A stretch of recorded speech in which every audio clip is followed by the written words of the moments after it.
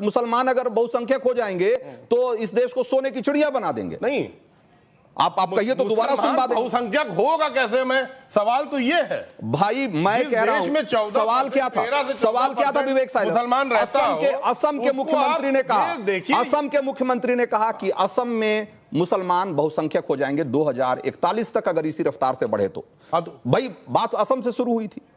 और अगर किसी स्टेट का मुख्यमंत्री ये कह रहा है, और वो किन संदर्भों में कह रहा है, वो कह रहा है कि इसमें बड़ी संख्या में घुसपैठिए हैं, अवैध नागरिक हैं और ऐसे लोग हैं, इस पर लगाम लगाने के संदर्भ में बात बताइए। आप उसको हिंदू मुसलमान कर दिए।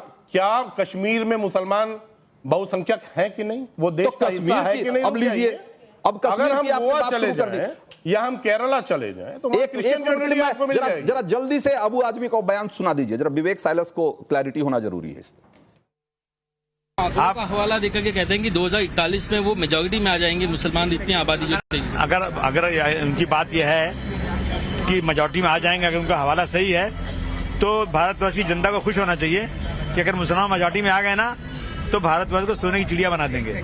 सोने की चिड़िया कब कहा जाता था भारतवर्ष? किसके राज में कहा जाता था? ये सर्च कर लो आप। मुगलों के राज में भारतवर्ष सोने की चिड़िया था, हर घर में सोना था, हमारे देश का जीडीपी बहुत ज्यादा था, हमारे यहाँ गरीबी नहीं थी, एक्सपोर्ट हमारा बहुत बड़ा था। जब ही अंग्रेजों ने इस मुल्क पे हमला किया। शिवम त्यागी, ये व्हाट्सएप फॉरवर्ड पढ़ के अबू आजमी जो ज्ञान दे रहे हैं कि हर घर में सोना था और हमारी जीडीपी क्या थी जरा पता करें। उनको नहीं पता होगा कि जीडीपी क्या थी, लेकिन वो ज्ञान दे रहे हैं ऐसे कि जैसे कि एक्सपर्ट है इकोनॉमिक्स। मैं बड़े सम्मान से कहना चाहता हूं कि राजनीति और खास तौर पर टेलीविजन पर जब कोई आए तो तैयारी करके आए। एक तो इनका नेता ऐसा है, ऑस्ट्रेलियन रिटर्न अखिलेश यादव के, उनको कुछ पता नहीं और उनके प्रवक्ता तो उनसे भी बड़े हैं। प्लीज आप इनको बीच में रोकिए। मैं इनके बीच में बोला नहीं ना, अब एग्जांपल दे रहा हूं। इन्होंने जो इनको बीच में मत बोलिए, कोई लाभ नहीं है। अगर इसका कोई बात है, फर्जी डिग्री नहीं है, पर्सनल अटैक नहीं, नीति तो वापस काय कर ली फिर? पर्सनल अटैक नहीं सुना। अभी पिछले चुनाव में अपने आप को ऑस्ट्रेलिया रिटर्न बताया था, इस बार वापस कर ली, दिखाया ही नहीं, फर्जी थी डिग्री। अब बोलने दीजिए, थैंक यू। इन्होंने जो आपके सामने अभी वो भाजपा का पढ़ा, उस सारा का सारा मैनिफेस्टो भाजपा का है ही नहीं। कुछ भी झूठ बोल रहे हो। आपको प्रवक्तागिरी छोड़नी पड़ेगी, एफआईआर करनी पड़ेगी मुझे आप पर। ये बेकार की बातें कर रहे हैं। वहां पर चंद्रबाबू नायडू की है मैनिफेस्टो, पढ़ के आया कीजिए बेकार में बातें। ये हटाना चाहिए। चैनल पर आकर कुछ भी कह देंगे, भला कोई बात है क्या? अरे वो चंद्रबाबू नायडू है भाई, वो भाजपा नहीं है। टीडीपी के साथ आप इनको रोकिए। एक मिनट विवेक साइलेंस, आपने जब बात कही आपको सुना गया ना। एक मिनट विवेक साइलेंस, ठीक है, नहीं आपकी बात सुनी गई ना। अब शिवम को बोलने दीजिए, मुझे मेरा समय मिले। अब आप मुझे ठीक है, नहीं आपका वक्त आएगा, आप काउंटर करिएगा, लेकिन अभी रुकिए। तोड़ दीजिए, झूठ मत बोलिए, गठबंधन तोड़िए, झूठ मत बोलिए। अब इनको रोकिए ना, सरकार गिर जाएगी। आपस में बात नहीं करेंगे। हम लोग यहाँ ऑडियंस से मुखातिब हैं। एक मिनट, हम ऑडियंस के प्रति जिम्मेदार हैं, ऑडियंस से मुखातिब हैं, आपस में बात नहीं करेंगे, ऑडियंस को देखते हैं। विवेक साइलेंस ऐसे बहस आगे नहीं बढ़ पाएगी। हाँ शिवम, यही इनकी प्रॉब्लम है। तो मैं यही कह रहा हूं, पहली बात इन्होंने आते ही कहा कि भाजपा का मैनिफेस्टो है, इनको इतना मौलानाओं को इतनी तनख्वाह दे रहे हैं, मुसलमानों को कुछ नहीं दे रहे जी हम, और ना हमारे मैनिफेस्टो में। झूठ बोल रहे हैं ये आदमी बिल्कुल। और मैं मानता हूं ऐसे आदमी को तो पढ़कर आना चाहिए। टीवी पर आ जाता है उठकर पार्टी का पक्ष लेने, पता कुछ है नहीं। अब इनको रोकेंगे ना प्लीज। मैं नहीं बोला, कोई आगे बढ़िए, अपने समय बोले। अब आगे आता हूं। इन्होंने कहा कि भाई वो अबू आजमी कहते हैं कि अगर मुसलमान देश हो गया तो हम तो दुनिया के नंबर 1 देश हो जाएंगे। बंटा धार हो गया उन देशों का जहां जहां पर ये अतिक्रमण हुआ। पर्सिया ईरान हो गया, मेसोपोटामिया इराक हो गया, पाकिस्तान 1947 में जब आजाद हुआ, जब इस्लामिक कंट्री नहीं था, 1956 में आते आते उन्होंने अपने आप को इस्लामिक कंट्री कर दिया। अगर कश्मीर में ज्यादा हो गए तो वहां से हिंदुओं को भागना पड़ गया। अगर तमाम ऐसे उदाहरण मिलेंगे आपको कि जहां जहां इस तरह की स्थितियां बनी है, दिक्कत हुई। और जहां तक कहा गया असम के मुख्यमंत्री द्वारा, वो बिल्कुल ठीक कह रहे हैं कि भाई जहां पर भी संख्या यानी कि जनसंख्या जो है उसकी असमानता बढ़ी, वहां पर अपने आप में परेशानी बहुत ज्यादा क्रिएट हो गई। और ये इसमें कोई एक्सेप्ट करने में कोई बुराई नहीं है। अगर कश्मीर में कश्मीरी पंडितों की जनसंख्या और पॉपुलेशन बराबर होती तो स्थिति दूसरी होती, लेकिन जैसे ही वो कम पड़े वहां हालत खराब हो गई। और इस देश में मुझे कुछ कहने की आवश्यकता नहीं है, सब जानते हैं, सब अपने अपने मोहल्लों में रहते हैं अच्छे तरीके से, हर किसी को पता है। अब ये कह रहे हैं कि हम 240 पर आ गए तो हिंदू मुस्लिम करने लगे। नहीं भाई, हम हिंदू मुस्लिम कर रहे हैं, हम तो कोई हिंदू मुस्लिम नहीं कर रहे। हम सिर्फ एक चीज कह रहे हैं कि जो इतिहास में हुआ है, जो दुनिया में हुआ है, जहां पर भी अभी देख लीजिए ना, इसे भी छोड़ दीजिए आप। यूरोप में आए दिन देख ही होंगे आप सब, तो टीवी देखते ही हैं। अभी इंग्लैंड में देख रहे हैं, कल परसों लीड्स में क्या हाल हुआ, कौन कर रहा है, क्या कर रहा है, क्या देश नहीं जानता क्या? किस तरीके से पेरिस में हुआ ये देश नहीं जानता क्या? क्या हालात होती हैं ये देश नहीं जानता क्या? सबको पता है। ये पता नहीं क्यों जबरदस्ती प्रवक्ता बने हुए हैं भाई। जो सच है उसको कोई नहीं बदल सकता। और एक अंत में एक चीज कहना चाहता हूं, मैं ऐसा मानता हूं और ये देश के लिए रियलिटी है कि इस देश में जनसंख्या नियंत्रण तो है ही, लेकिन जनसंख्या समानता यानी कि जहां पर भी लोग रह रहे हैं उनका अनुपात बराबर हो बेहद आवश्यक है और जरूरी है और देखा जाना है, वरना जहां पर भी लोग कम पड़ते हैं दिक्कत होती है। ठीक है। हर्षवर्धन त्रिपाठी भाई, इस देश में जब डेमोग्राफी चेंज की बात होती है, एक तरफ कहा जाता है कि हिंदू मुसलमान हो रहा है, दूसरी तरफ लोग कहते हैं कि डराने का काम हो रहा है, लेकिन हकीकत क्या, क्यों इस देश के लिए डेमोग्राफी चेंज खतरनाक है? और क्यों आपको लगता है ये आपके हिसाब से, जब हेमंता विश्व शर्मा ये कहते हैं कि भाई ये खतरनाक, जब वो कहते हैं कि हमने कई जिले खो दिए, ये खो देने का मतलब क्या है? और वो क्यों इस बात को लेकर के इतने परेशान और चिंतित दिखते हैं कि भाई इस देश में, कि उस राज्य में डेमोग्राफी इस तरीके से बदल रही है?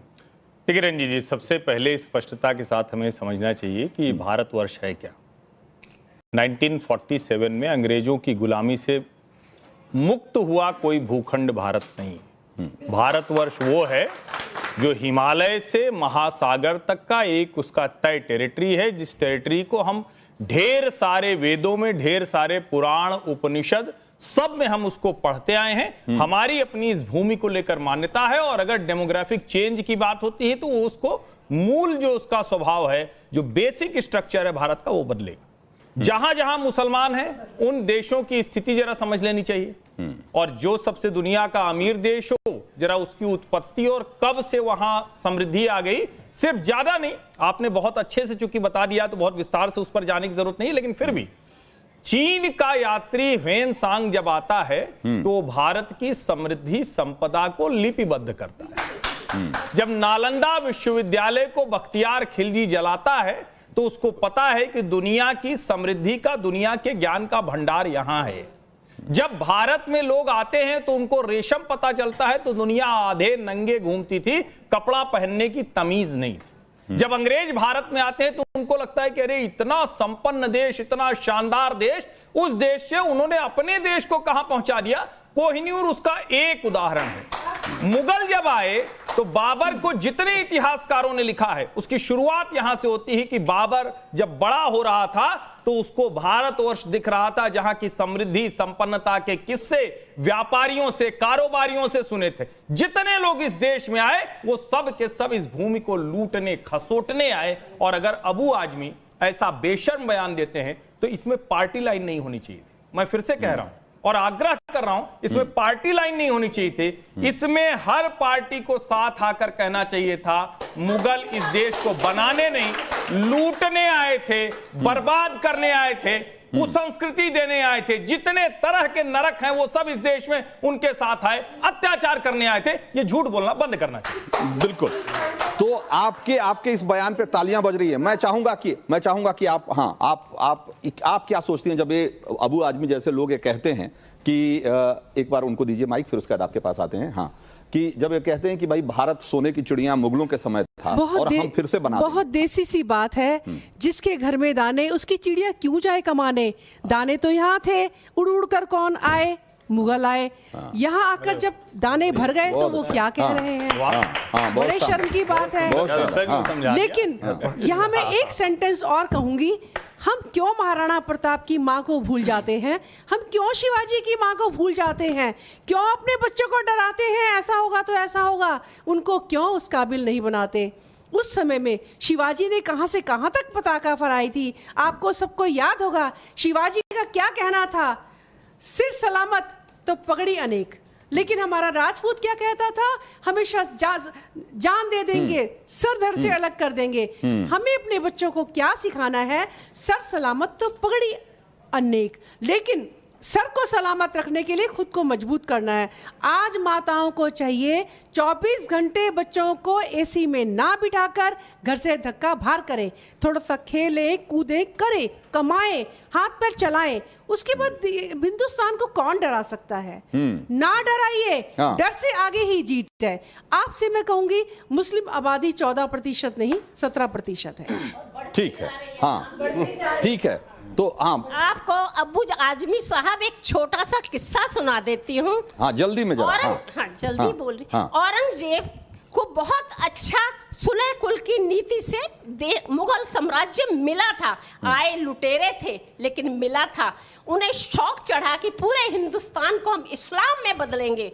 आलमगीर जिंदा पीर भीड़ लेकर के चल दिए। हुआ क्या, दक्षिण भारत तक गए लेकिन लौट के वो इंसान यहाँ नहीं आ सकता। औरंगाबाद में जब उसकी मृत्यु हुई है, आंख खुली हुई थी। सारा का सारा दक्षिण भारत सिमट चुका था, उत्तर भारत लौट नहीं पाया था। मराठों के ढोल बज रहे थे और औरंगजेब की जान जा रही थी। इकलौती बेटी उसके पास बैठी हुई थी। ये देश जो है, पाकिस्तान को देख लीजिए, इकट्ठे होकर गए थे कि हम इस्लामिक हैं, हम एक शानदार देश बनाएंगे, भारत से अधिक शक्तिशाली देश बनाएंगे। आज क्या हालत है, रोटी को तरस रहे हैं। ये शस्य श्यामला धरती थी, यहाँ पर आए थे, इसको देखकर आए थे, कमाने के लिए आए थे। वहां रोटी नहीं थी, सूखा था। ईरान में मैं रह चुकी हूँ।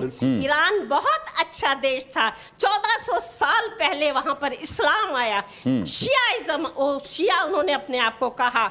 लेकिन जोरास्ट्रियन ने इस्लाम स्वीकार नहीं किया, वो किसी भी तरह से भारत आ गए। आज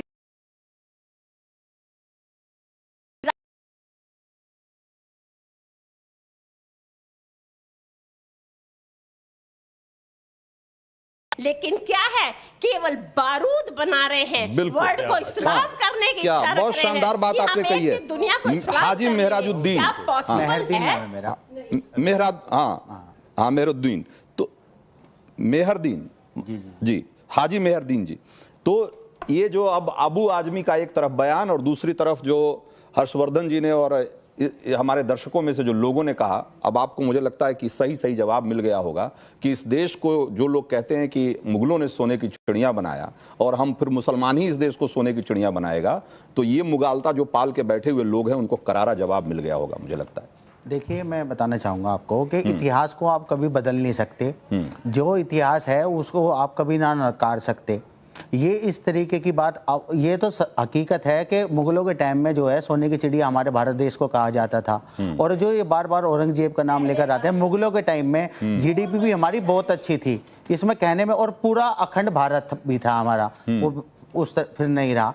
और मैं दूसरे हेमंत बिस्वा शर्मा साहब के जो है बयान पे जाना चाह रहा हूँ कि वो कह रहे हैं कि 40% वहाँ पर जो है अगर ये हो जाएगा तो वहाँ पर जो है परिवर्तन हो जाएगा। वो झूठों के सरदार हैं। वो इस तरीके की जो बात करते हैं उनका पूरा फास्ट चेक जो है हमारे बैरिस्टर साहब ने पूरी प्रेस कॉन्फ्रेंस करके बताया कि नहीं, आपके बैरिस्टर साहब भी कह रहे थे कि भाई मुसलमान बहुसंख्यक हो जाएंगे तो क्या हो जाएगा। क्या हो जाएगा भाई, हमने बता तो दिया, और यहाँ के बैठे हुए सारे लोग बता रहे हैं कि जहां जहां मुसलमान बहुसंख्यक हुए वहां क्या क्या हुआ।